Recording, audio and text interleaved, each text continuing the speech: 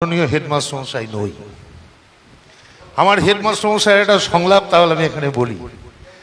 আপনারা সকলে আমাকে বলছেন যে আমি মাননীয় হেডমাস্টার মশাই, কিন্তু না, আমি একজন ব্যর্থ শিক্ষক। যদি বলেন কেন? আমার ছাত্র আজকে পুলিশ অফিসার, রাস্তায় দাঁড়িয়ে হাত পেতে ঘুষ নিচ্ছে, প্রশাসনের তাবেদারি করছে। আমার ছাত্র ডাক্তার রোগীদের নিয়ে ব্যবসা করছে। আমার ছাত্র বিএলআর নিউট্রিশন করতে গেলে টাকা চাইছে। আমার ছাত্র এসডিও একটা ফাইল এই টেবিল থেকে ওই টেবিলে পাঠাতে গেলে সে ঘুষ চাইছে। আমার ছাত্র শিক্ষক,